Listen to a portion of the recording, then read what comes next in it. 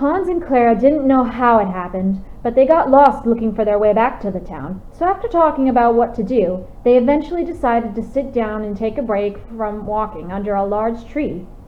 "So, Clara, can I ask you something?" Hans asked as he sat next to the girl, with Pavlova sleeping in his lap. "Well, I don't see the harm in telling you anything, since no one would believe you who found me or my pack," she replied. "What is it?" she asked as she was laying in the grass. "Why are you here in my kingdom's forest?" Hans asked carefully. Clara sat up with an unreadable expression on her face. "Me and my sister are part of the last Wolfwalker pack in the world. There's me, my sister Louise, our little brother Fritz, my two best friends Marie and Gaston, and finally our alphas, Pantaloon and his mate Trudy. All of us together make the last Wolfwalkers. All of our other pack members, including my parents and other packs, were either hunted for their wolf forms and killed or burned at the stake for being accused as witches. Me and my sister were told to find a new place for our pack to live, a safer place, so we'd travel down south hoping to find one until we came here. But when we saw it wasn't safe enough, we tried to leave, only to see that the safe passage of the woods we took to get here was no longer suitable for travel, since the trees had been cut down. So my sister told me that she would try and find a safer route for the pack to take in her wolf form, so we could continue our journey. But it's been almost a week, and her wolf form still hasn't come back," Clara trailed off sadly. Hans was speechless. He thought all wolves were something to be feared, and yet this girl, who was basically half-wolf, was only trying to find a safe place for her remaining family. He felt ashamed for even thinking about hurting Clara or her pack. "I'm sorry, Clara. You and your family have lost so much.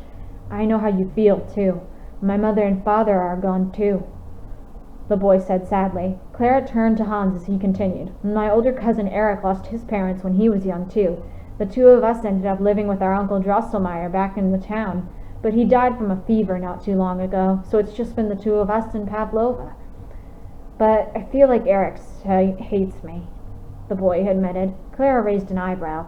"What do you mean? How can he hate you? You're his family. To us wolves, family is everything," she started, but Hans cut her off. "I'm a mechanic. Like my uncle was, I get to build and fix toys and clocks.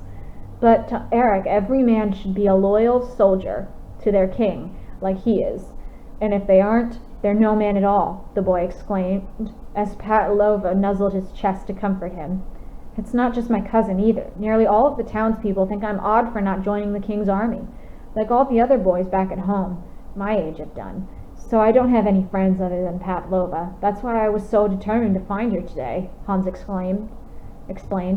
"You're a mechanic? That's amazing. You must be quite smart then," Clara stated. Hans turned to look at her. "What do you mean?" "Well, soldiers blindly follow orders despite if they hurt others or not, thus meaning they don't really think for themselves, unlike you, who does what he loves to do with his own talent," the Auburn girl explained. Hans stared at Clara as if he were seeing her for the first time. "She thinks I'm smart, then?" he thought to himself as he stared into the girl's beautiful, bright, crystal blue eyes, seeing the wildness, yet also the honesty and gentleness within them, while a light blush rose to his cheeks. "To be honest, I never thought I'd be able to talk to a human without them wanting to kill me. Well, then again, I've never talked to a human before. I like you, Hans. I think we'll be great friends," Clara proclaimed. "You want to be friends with me?" Hans asked, astonished. "Why, of course. You seem like a nice boy, and you're very brave from what I've seen. You seem like you could use a friend from what you've told me," Clara said. Hans smiled at Clara. "Well, in that case, I'd like to help you find your sister," he stated. Clara's eyes widened. "Really?" she questioned. "Yes, you're my friend now, Clara, and that's what friends do for each other," the dark-haired boy replied. Clara looked at Hans and then sprang forward and hugged the boy tightly. "Thank you," she said, with gratitude heavy in her voice. Hans blushed as he hugged Clara back. "Let's meet back here tomorrow by this tree.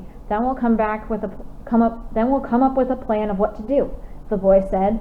"I'll be waiting for you then. Are you sure you can find the town on your own?" Clara asked. Hans sighed in defeat. "No," he admitted, making Clara giggle.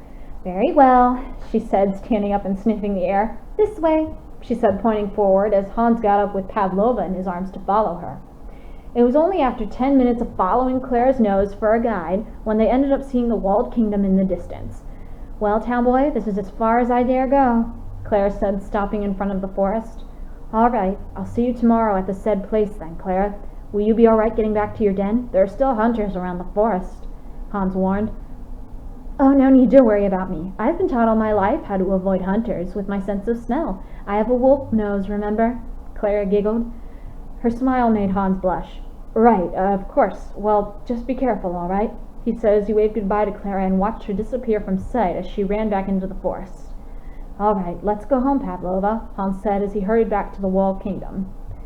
All right, we're back, Hans whispered as he walked into the toy shop he called home, only to nearly jump out of his skin when he saw Eric at the front of the counter with his arms folded while staring angrily at him. Why were you outside the wall again? Eric questioned firmly. Hans bit his lip. I was looking for Pavlova and I found her. Plus, I'm back here alive, the boy started, but Eric cut him off. I found this in the middle of the forest, he said, taking up the crossbow Hans had dropped in the forest. Eric, he started, but his cousin cut him off. No, go to the bedroom. Tomorrow you're going to stay in there all day, Eric said, pointing to the stairs. Hans tightened his grip on Pavlova, causing her to squirm again. But I promised someone I'd meet them tomorrow, he said in a small voice. I don't care. You need to learn to listen to your elders and your king. The law is, unless you have permission, you are not allowed outside of the wall. Now off with you, Eric demanded. Hans bit his tongue to keep himself from yelling back as he took Pavlova and ran up the stairs to the bedroom, slamming the door in his wake. That night, Hans couldn't stop thinking about how he wasn't able to meet Clara tomorrow. What can I do? I promised Clara I'd come. I have to figure out something, one way or another, Hans thought to himself as he drifted off to sleep. In his dream, Hans was in the woods again. He was following a trail of golden light. He knew he was searching for something, but he was unsure as to what it was he was trying to find. That's when he saw the shape of a wolf at the end of the golden light's path. In a flash of light, the wolf took the form of a familiar young man with long dark hair. Hans blinked a few times. Something felt off. He was standing on his bed and he could smell nearly all the things around him. Pavlova, do you smell that? Hans asked quietly, turning to his kitten, catching his reflection in the window beside his bed. And that's when he nearly made him cry out. He was a large black wolf. His fur was black as his hair, and his eyes were the same dark blue color. What? Oh no! Oh no, no, no, no, no, no, no! How'd this happen? No! Hans said in a state of panic as he turned around to see his fear confirmed. His human body was fast asleep. He was a wolf walker.